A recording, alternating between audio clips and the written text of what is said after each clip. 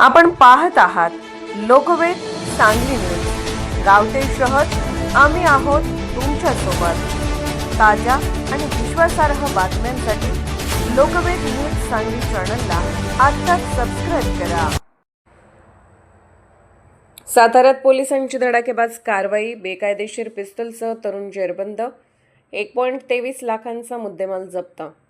नाकाबंदी दरम्यान गुन्हे प्रकटीकरण शाखेचा मोठा सापळा यशस्वी। पिस्तूल, मोबाईल आणि दुचाकी हस्तगत। सातारा तालुका पोलीस ठाण्याच्या गुन्हे प्रकटीकरण शाखेने नाकाबंदी दरम्यान मोठी कारवाई करत बेकायदेशीर अग्निशस्त्र बाळगणाऱ्या एका तरुणास जेरबंद केले आहे। या कारवाईत पोलिसांनी पिस्तूल, 2 मोबाईल आणि मोटरसायकलसह एकूण 1,23,000 रुपयांचा मुद्देमाल जप्त केला असून शहरात एकच खळबळ उडाली आहे। पोलीस अधीक्षकांच्या सूचनेनुसार अवैध अग्निशस्त्र बाळगणाऱ्या विरोधात सुरू असलेल्या विशेष मोहिमेअंतर्गत दिनांक 23 मे रोजी बोगदा ते शेंद्रे मार्गावर पोलिसांनी नाकाबंदी केली होती।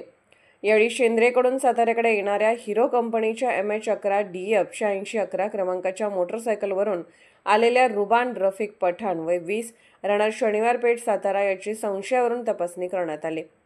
अंगझडती दरम्यान त्याच्याकडे मॅगझिनसह स्टीलचे पिस्तूल आढळून आले। संबंधित शस्त्र बाळगण्याचा कोणताही परवाना नसल्याचे निष्पन्न झाले। अधिक चौकशीत आरोपीने हे पिस्तूल सूरज उंबरकर राहणार सैदापूर सातारा याच्याकडून विकत घेतल्याची कबुली दिल्याचे सांगितले। या कारवाईत पोलिसांनी 50,000चे पिस्तूल, 2 मोबाईल आणि हिरो मोटरसायकल असा एकूण 1.23 लाख रुपयांचा मुद्देमाल जप्त केला आहे।